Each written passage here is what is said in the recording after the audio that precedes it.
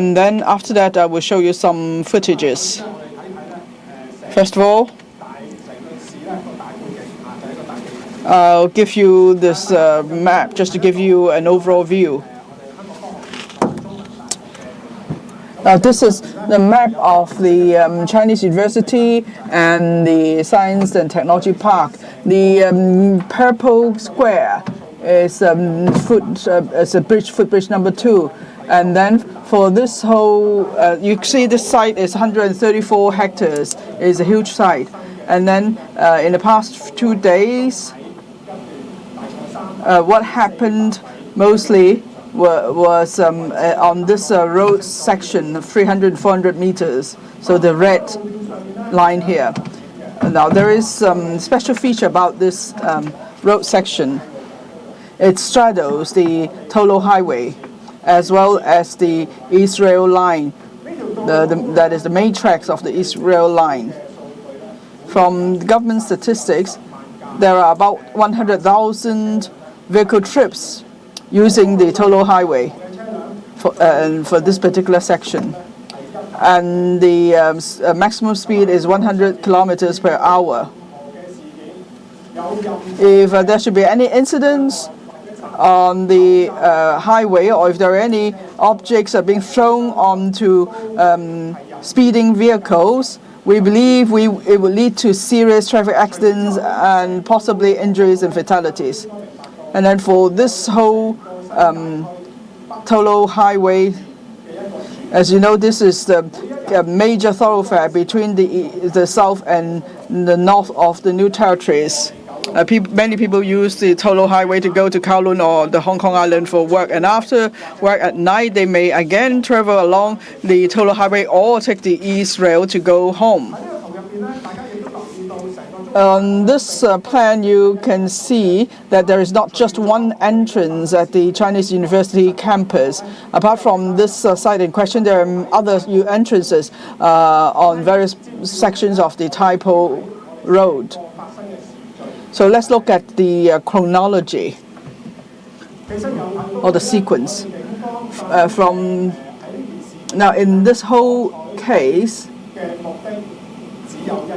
the police had only one objective in mind in deploying our actions. We wanted to prevent anyone from throwing objects from the footbridge onto the highway, so that because we did not want anyone to be injured or even killed.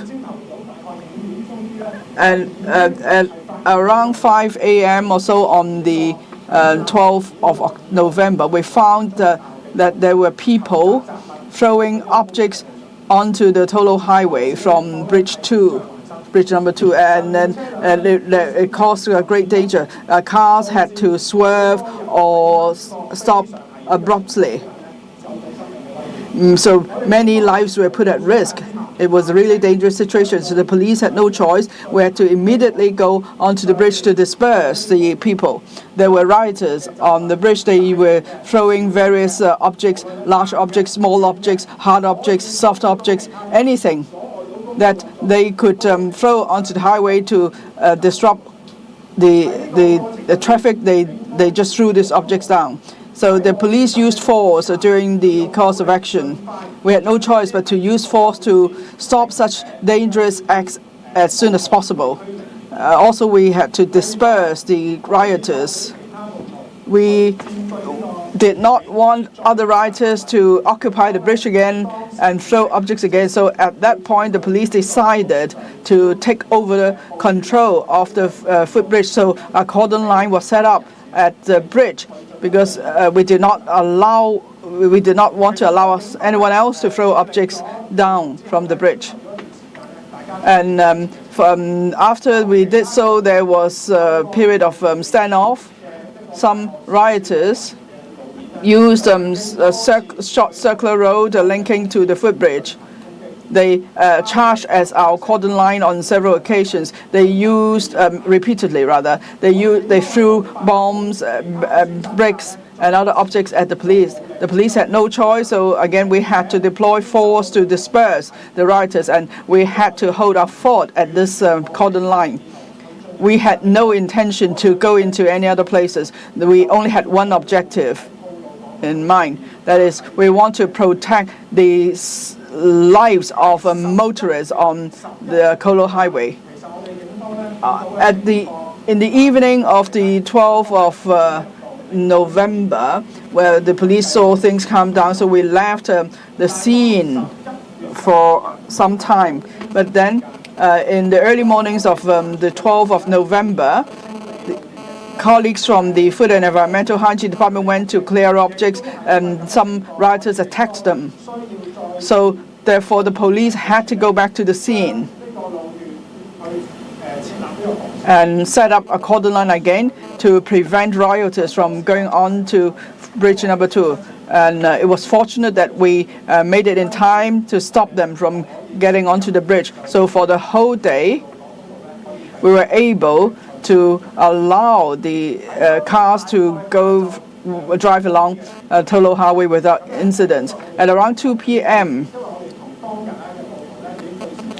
now, we had been in a standoff with the rioters for some time.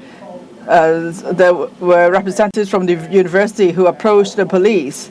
They asked if we could retreat from the bridge.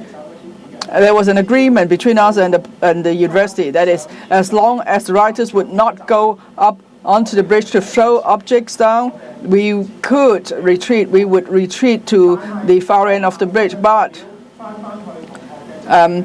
then the university representative went back to discuss it with the rioters. The rioters immediately went back on the promise. They moved towards the cordon line. The police had no choice. We had to deploy tear gas. And then we repeatedly warned them not to charge at our cordon line because we just wanted to hold the cordon line. After repeated warnings and deployment of tear gas, the rioters did not stop. They kept throwing large number of bricks and petrol bombs at us. We had no choice. We had to make arrests because if we waited till they arrive at our cordon line, it would just lead to more injuries. So we therefore took action to make arrests, and so they would disperse. At that time, we arrested several people. After the arrest, we were still at a standoff at around 5 p.m. or so. The Vice Chancellor of the Chinese University talked to the police. The commander, the operation commander of the police said at the time, at the scene, said that the police could retreat to the end of the bridge as long as the university and the students promised not to go up to the bridge and throw things at the Kolo Highway to endanger motorists. Then we could do that. But then the Vice Chancellor went to talk to the students, and then the Vice Chancellor and students turned around. We saw that there were university staff who told the rioters not to follow the Vice Chancellor, but there were rioters carrying electric saw and petrol bombs, and they followed the Vice Chancellor to move towards us. At that time, we immediately issued a warning to say that they must not come near our cordon line because this is not an appropriate way for any discussion. It's not a time for discussion either. At that time, another spot up on the hill, there were people someone started throwing objects at us. And so again, the police had no choice, and we deployed tear gas towards the slope. At that time, there were students moving towards our cordon line, and they threw petrol bombs at us. So again, we used force to disperse the crowd. At around 9 p.m., we reached an agreement with the university. The police would withdraw or retreat as long as rioters would no longer use violence or threw petrol bombs at us. But actually, at the time, the petrol bombs attack never stopped. Even so, we tried to retreat because if we did not retreat, then we couldn't allow more room for the university to talk to the students. But as we continued to retreat, rioters kept using hard objects, even arrows, petrol bombs and flare bombs at us, and we had no choice but to use force, and that included tear gas. The aim was to disperse them. It was a very dangerous situation. At one point, we called the crowd management special purpose vehicle to come and for reinforcement. And then we also disseminated message. We asked them to cooperate with us and let us retreat. The crowd management vehicle was mainly to allow us to retreat safely. At around 10 p.m. or so, the police were to leave. But then until early morning today, you can see that along Tolo Highway, there's still serious traffic congestion. It's only just now that one lane was open to traffic again. So that's the sequence of the events. Now you can take a look at the other plan. So this is the road section about 400 meters long. That's where the incident took place. Compared to the 134 hectares of the campus, this is a small area. And that's what the police wanted to do. This is number 2 bridge. It straddled the Tolo Highway and the East rail service that served the northern part of the New Territories. Now, the police had no choice. We had to ensure public safety and the safety of road users. So we had to keep this section safe. We must not allow people to throw any objects from the bridge. And that's the whole reason for our operation the past 2 days. Now, many people questioned why the police did not leave. It's exactly because of number 2 bridge. It's exactly because this bridge straddles the Tolo Highway. Now, we are talking about vehicles traveling at 100 kilometers per hour. And there could be serious incidents arising from objects being hurled down. So we don't want to see that. Now, I'm going to show you a footage. You will see the violence used by rioters. They used petrol bombs. They had a whole collection of petrol bombs. And then after rioters attacked us, there was a window when the police could go down, and we'll show you what it was like.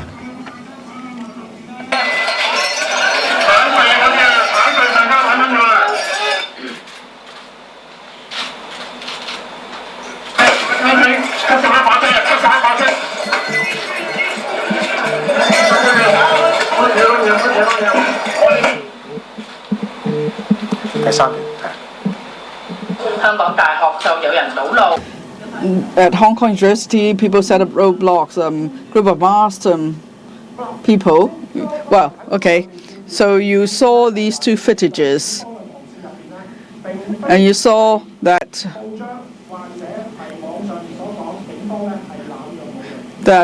from the cordon line of the police, that police did not abuse force or used excessive force as reported by some newspapers or TV station.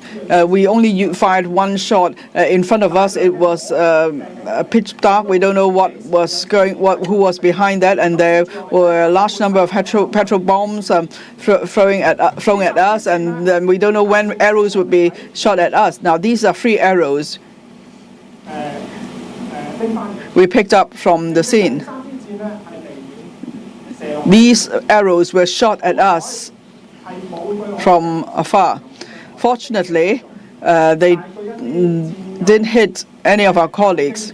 But for people who knows archery, you know that for such arrows, within 50 to 80 meters, if someone is hit, it could go through someone. So this is the kind of threat and challenge we face. We're talking about the lives being threatened. So it's not the case that we have used excessive force. And this is not the risk we should have to face. So that's all from me. Okay, thank you. Mr. Wong told you about the topography at CU and also the sequence events, you see there's been much damage done to the CU campus. There were rioters smashing and burning vehicles, landing mats and objects in the stadium, and there was wild big fires several meters high. There was black smoke all over the place. All these damage would have to be repaired, and it would cost time and money. So it would affect the rights of other students to use these facilities on the campus. And then some rioters stole a school bus. They tried to drive the school bus into a fire. And then late at night, they drove the school bus all around the campus. Can you imagine? These rioters were charging around in a school bus. It could be very dangerous to students, staff, and members of the public on campus. And they didn't just do damage to the campus. The university station was seriously trashed as well. Rioters smashed the glasses of train cars. They set fires in train cars, and then the university station exit was blocked by a large number of metal rods and other miscellaneous objects. We note that the public have various views on the police operation yesterday. I could perhaps sum them up into three main points. One, why did the police go into the CU campus to enforce the law? I must point out once again, solemnly, that the campus is not beyond the reach of the law. There were rioters that kept charging at the police's cordon line. They threw bricks, objects, and petrol bombs at the police. The police issued a warning. They didn't take heed, so we had no choice but to respond and stop such incidents. In Mr. Wong's presentation, he explained about the topography or about the location of the scene, that we need to protect a major thoroughfare. We want to make sure that that major thoroughfare is not congested, and we don't want to make sure that road users won't be hurt because of traffic incidents due to objects being thrown down. So the police have the duty to keep the place safe. And then some question how come the police did not retreat and cause escalation of tension. We kept in communication with the university. After some discussion, we agreed to retreat, but rather the rioters kept charging at us. They threw a large number of petrol bombs at us. So it was these rioters who caused the tension to escalate. For example, around 7 p.m. last night, the Vice Chancellor of CU and a large number of masked people went towards the cordon line. You could all see this clearly from the live broadcast. Next to him, there were people carrying large electric swords and petrol bombs, and there were also people on top of the hill throwing hard objects at the police. And at around 9 p.m., as you would have seen, the university representative said that students agreed not to throw petrol bombs anymore, but actually rioters never stopped attacking the police. The third point, some questioned that the police kept going back on their words. Now they said they would leave, but instead they deployed tear gas and the crowd management special purpose vehicle. Well, after we had discussed with the university representative, we did retreat. We moved the cordon line back. You could see it from live TV broadcast. But after the university representative left, rioters pushed a refuse cart towards the police. The police gave warning. They did not take heed, so we had to respond. And then the rioters escalated the violence. They threw big bricks and petrol bombs at the police. At around 9 or 10 p.m., the police wanted to resolve the matter in a more peaceful manner, so there will be some briefing space for both sides. So we stated that we were preparing to retreat, but the rioters kept throwing bricks and petrol bombs at us. They even shot arrows at us. At around 10:30 p.m., the police retreated from number 2 bridge. Do you recall what the rioters did? Firstly, they continued to burn items on the bridge. Secondly, they threw petrol bombs onto Tolo Highway. 3, they set up a roadblock under the bridge, and they set the roadblock on fire. At around midnight, around number 2 bridge, you would still see, roaring flames. So the promise was that we would retreat if the rioters stopped throwing objects from the bridge. But what did you see? You can tell this morning what happened to the Polo Highway. It's not the police who went back on our words, it's the rioters who went back on their words. Now, the university gave us a guarantee, so we allow plenty of room for the university to make good this promise, but the promise was never made good. Last night, everyone was tired. It was a tough night for everybody. Everyone in the police force is sad. Now, we were trying to maintain order. We were trying to stop rioters from throwing objects onto the highway, but instead we were the one being criticized by some in Hong Kong. Yesterday night, all around the city, there were violent and unlawful incidents. Rioters damaged traffic facilities, set fires, blocked roads in different parts of Hong Kong. They attacked the police stations and staff quarters. They trashed and burned Hong Kong, our home. Last night, rioters escalated their violence further. They threw petrol bombs at a running train. You know, a train could take some 2,000 passengers. If there should be an accident, many on the train would face serious danger. And then they set fire indoor and outdoor. Some set fire on vehicles inside train cars, and they set alight double-deck buses. And some went into a shopping mall. They trashed the shopping mall and they set a 20-meter high Christmas tree alight. And you also see people setting fires in shops in Causeway Bay, and the fire affected residents above, so innocent residents had to flee for their life in the middle of the night. And then people actually tried to commit arson at the petrol station at around 10 p.m. Near Cornwall Street and Tet Chi Avenue in Kowloon Tong. Some rioters set up a roadblock and then they hurled petrol bombs at the petrol station.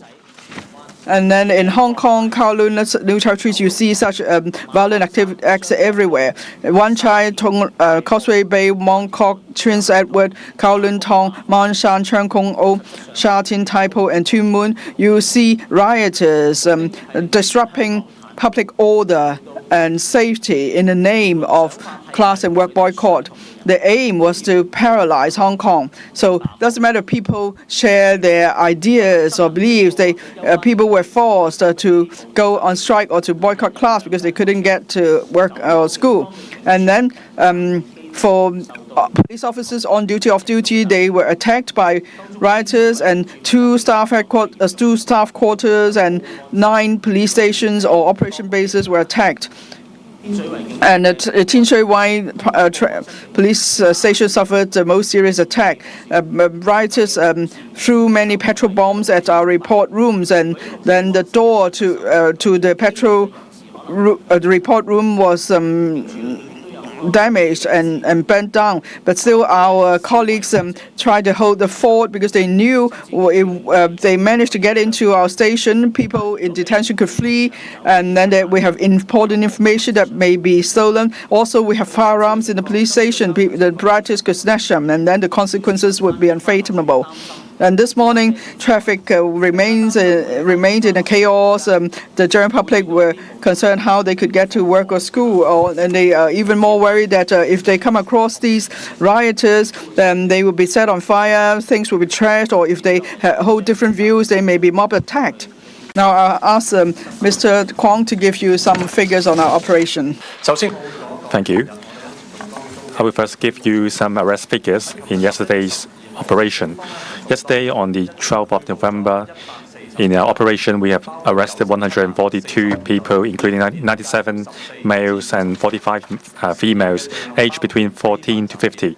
They were arrested for the suspected offences of unlawful assembly, possession of offensive weapons, possession of articles fit for unlawful purposes, criminal damage, assaulting police officer, loitering, disorderly behaviour in a public place, and using face covering at an unlawful assembly. In court, there are 9 cases being brought up in court today, involving 8 males and 1 female. 1 male was being charged with assaulting police officer. 4 males and 1 female was charged with possession of offensive weapon. 1 male was charged with criminal damage, and 2 males were charged with possession of instrument fit for unlawful purposes. And then I will give you the ammunition figures. As of yesterday, the police have used 1,567 rounds of CS grenade, 1,312 rubber baton rounds, 380 rounds of super sock, and 126 40mm launchers. In yesterday's operation, we have 12 officers who were injured, and 4 of them were injured in the handling of the CUHK incident. They were assaulted by rioters, including 1 superintendent who had been shot in his legs by the protesters' signal flare. There are 2 clarifications that I want to make. First of all, there is rumor that this morning the police had intercepted a school bus with students on board. The truth is, around 6:50 this morning, rioters have set up barricades on the road around the Tongming Street roundabout in Zhengguan-O, and protesters use spray paint to vandalize school buses and staff shuttle buses. They vandalized their windshields. At the time, there were still primary school students and staffers on board. Because the driver's wheel was blocked, we arrived at the scene to assist cleaning away the spray paint on the windshields so that the vehicles can drive away safely. These criminal acts of the protesters prevents these primary school students from going to school, and they were scared as well. And there are also rumors that the police have deployed marine police boats to escort mainland students away from Hong Kong. The truth is, this morning, a batch of mainland students in CUHK wanted to leave the campus because they felt threatened. However, the roads were heavily blocked by the protesters, so they could not leave. They tried to leave, but they saw a large number of black-clad people, and they felt threatened, and they approached the police for help. Because of security concerns and the fact that the major thoroughfare, including Total Highway, were blocked by the rioters, we decided to deploy our marine boats to escort. We decided to launch our marine boats to escort these students to leave to the Malu Shui ferry pier to leave. Now, I'll ask some colleagues from the Fire Service Department to say something. Good afternoon. Now, Hong Kong has plunged into chaos. Continuing chaos in the past few days. Rioters set fires everywhere. They set up illegal roadblocks to disrupt traffic. And there were violent rioters who attacked public facilities and shops. They set fires in these places, causing serious damage. Through various channels, the department has been appealing to rioters not to set fires, but we have not seen any improvement. This is most worrying. On Monday, there were 180 cases of fire related to protests and riots. And for emergency service calls, there were 148. And yesterday, there were 158 fire cases and 72 emergency emergency first aid cases. Now, because of road obstruction and so on, only 64.8% and 58.46% of the cases for which we could meet our performance pledge. 2 days in total, there were 103 fire cases where we could not reach the scene within 6 minutes. As for ambulance service, only 77.2% and 84.3% of the cases for which we could meet our performance pledge, that is to arrive within 12 minutes. So for the few days together, for 856 cases, we're not able to arrive within 12 minutes, according to the performance pledge.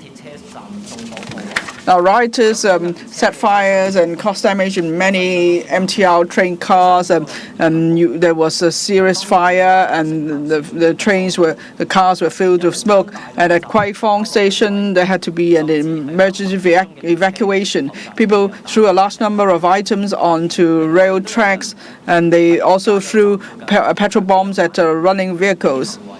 And some actually threw petrol bombs at the petrol station. Now, there could be really serious consequences, and they have no regard to lives and properties by doing so. And then yesterday, rioters also started fires in a shopping mall. They set fires at media rooms and at large Christmas trees, so there was fire everywhere. And then at Yiwo Street, at the ground floor shop, they set it alight, and then the smoke affected residents living above the shop. Their lives were under threat. At the end, we were able to put out the fire, but this is a serious warning for all of us. I don't think any of us would want to see a tragedy. We want the rioters to stop all arson and road blockage.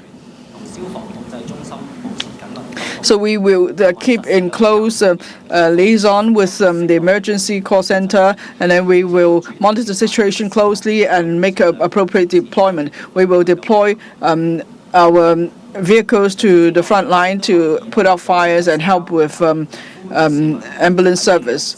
Now, we learned from the social media that tomorrow, on the 14th of November, people are asked to join a rally to support the firemen and ambulance men. Now, for a rally like this, whether there's a notice of no objection or not, we know that more often than not it will degenerate into a violent incident. We appreciate public support for us, but we care also about public safety. If you really want to support us, please stay at a safe place. Please do not attend such an activity. And please do not do anything to support road blockage and arson cases. Now, my colleague will tell you about the ambulance service in the New Territories yesterday. Good afternoon. Now, at this press conference, we would like to give you an account of the situation involving the CU yesterday, where there were gatherings, and from 9:50 yesterday till 0:51 this morning, we received 12 calls for ambulance. 10 injured persons had to be sent to hospitals. For our ambulance service, it was affected by serious road congestion.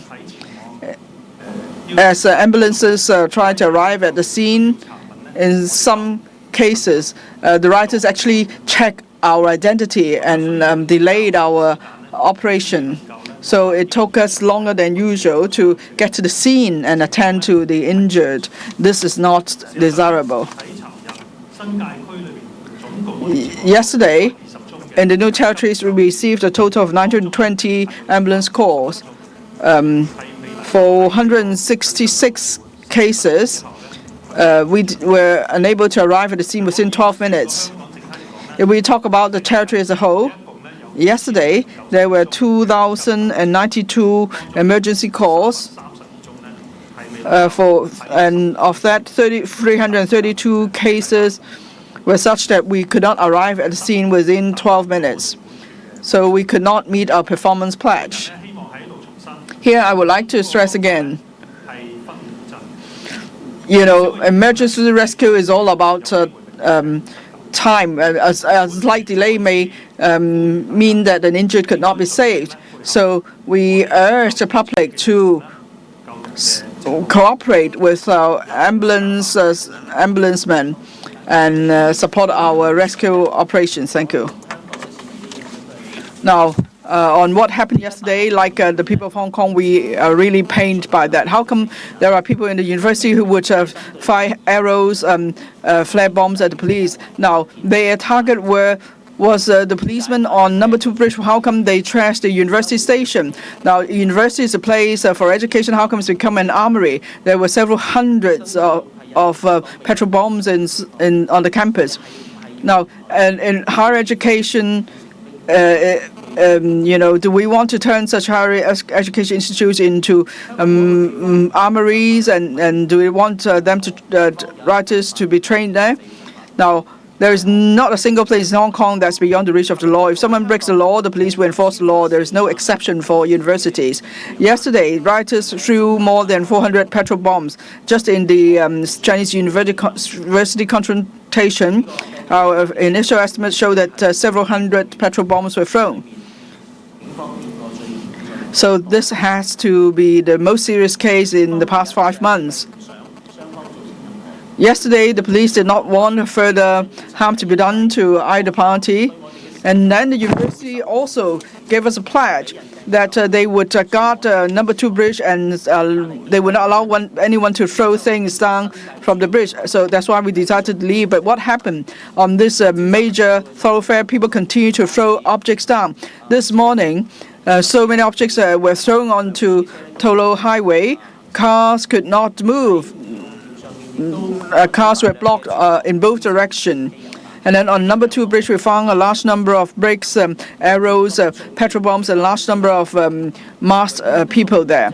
This is an important road for Hong Kong, and if we cannot use it, is that something we want? And then the Vice Chancellor and the university, they were unable to live up to the pledge about guarding number 2 bridge. Do they not owe the residents of the new territory in Hong Kong as a whole an explanation? What happened in Chinese University of Hong Kong means bad omen for Hong Kong. A university is supposed to be a breeding ground for future leaders, but it became a battlefield for criminals and rioters. What's worse, we have strong suspicion that the school was used as a weapon factory, as several hundred of petrol bombs were thrown on campus in one single day. It was the second day CU Hong Kong was thrown into chaos as mastered rioters wreak havoc to the campus in Sa Tin. We understand public concern about police operation on the campus. Here I'll explain why our frontline officers had to enter the school. We are fully confident that there are strong justification for our actions. Back on Monday, rioters dropped objects from the number 2 bridge onto the Tolo Highway exactly underneath. The highway was packed with moving vehicles, so their rioting acts pose a grave danger to the safety of all road users. To protect public safety, our officers have been deployed to guard the number 2 bridge since Monday. Yesterday, the rampage started in early afternoon when a large number of masked rioters gathered in the vicinity of the number 2 bridge. Police officers guard the number 2 bridge to prevent rioters from dropping objects onto the highway. At around 3 p.m., the masked rioters charged towards the number 2 bridge. In response, our officer had to use force, including tear gas, to effect dispersal. Then the mobs escalated their violence and hurled numerous petrol bombs, bricks, and hard objects at police officers. Apart from building barricades with trash on campus, rioters also poured flammable liquid onto cars and set them alight. The rioters also shoot burning arrows and even fired a signal flare that hit an officer in his fleet. Offensive weapons like electric saws, bows, and arrows were used by rioters to target police officers. Rioters' violence reached a very dangerous and even deadly level. One may ask, where did all these petrol bombs and weapons come from? Where were they made? How were they mobilized within such a short time? We have strong suspicion that the school was used as a weapon factory. These necessitate police response and the use of force, including rubber bullets, beanbag rounds and tear gas for dispersal. Our frontline commanders have maintained close communication with the school vice president and security heads all along for the past 2 days. For multiple times, the school representative promised us that they would arrange for the rioters to retreat, and frontline officers would also retreat in response. However, the rioters broke the pact again and again. Into the night, they continued their attacks against our officers, so we were forced to deploy a specialized crowd management vehicles to facilitate the police retreat. We must stress that during the whole day, police officers only respond to rioters' violence and enter CU Hong Kong to disperse the mob. Our goal is to safeguard the number 2 bridge and to prevent rioters from dropping objects from height onto the moving vehicles underneath. Moving on, the rampage extends to different districts in Hong Kong this morning and caused chaos to many residential and commercial areas. Rioters threw petrol bombs at moving vehicles, train compartments, MTR platforms. They also recklessly set street fires. Double-deck buses were set alight. Some even set fire to petrol stations, a highly dangerous act that would have caused explosions. Rioters' intention was to bring Hong Kong into a total breakdown. No excuse, no political motives can justify or glorify this madness. As for arrest, police arrested in a total of 142 people, consisting of 97 males and 45 females, aged between 14 and 50 years old. Their offenses including unlawful assembly, possession of offensive weapons, criminal damage, etc. In conclusion, it is very unfair for everyone to put the blame on police officers for the current chaotic and panic situation. Who would have imagined a university has become a manufacturing base for petrol bombs and a refuge for rioters and criminals? We must make this very clear. Nowhere in Hong Kong is lawless land. If someone breaks the law, regardless of where you hide, the police have lawful powers to come after the offenders and bring them to justice. No excuse, no political demand can spare anyone from legal liability. Please respect the rule of law. Everyone in Hong Kong has the responsibility to end violence right now. Thank you. 講解。唔該晒。RTHK. Yes, some electrical members checked that the campus of CU is private land granted by the government. Former Commissioner of Police Zhang Wei-hong said that the university is private land, so they could refuse entry by the police. So yesterday, did you talk to the CU? Did you get consent from the CU to enter the campus? Now you said there were so many hard objects and breaks, and in the end the police retreated. So why didn't you see it through? Why didn't you arrest those people? And now still on CU, the Marine Police, who asked about that? Was there any mainland department involved? Did you send them directly to Shenzhen? Why is it that the mainland students had this special treatment? Another question is about the special riot police. Now there are reports that you're going to have the special riot squad. Would it just be limited to voluntary,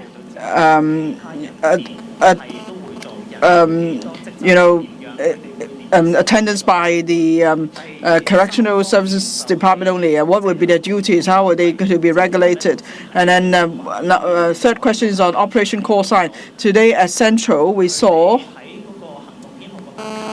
that for that white card with the Operation Call Sign, some of them turned the white card inside out, so we couldn't see the Operation Call Sign. Now, Ms. Kong said yesterday that some commanders already reminded the police officers. Does it mean that the police officers didn't listen to you?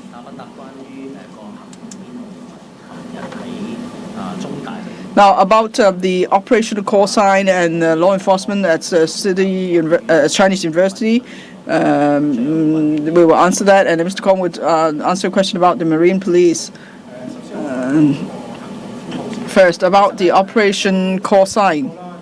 Well, I mentioned that apart from the, or rather, the Operation Call Sign is just only one way for us to identify colleagues. And we are actively trying to improve upon the arrangement. We've been really busy, as you know, in the past few days. We have so many incidents to deal with, and it will need time to work out a system because we only have 24 hours a day. So all I can say is that we're working on it, and every day we are asking our staff, reminding our staff about this arrangement. But why is it that our colleagues are so worried that people will see their call sign, or maybe sometimes they might drop it by accident? Why? It's because the violence has escalated, and our colleagues are under immense stress. They face a lot of difficulties at work. As Mr. Kong said yesterday, we would remind our frontline officers and our commanders again. Before we launch an enhanced scheme, we will try to do the best we could. But as you know, it would take us some time before we could roll out the enhanced scheme. So please allow us some time to deal with that. Now, you asked how come we did not go into the campus to arrest the rioters. Was that your question? And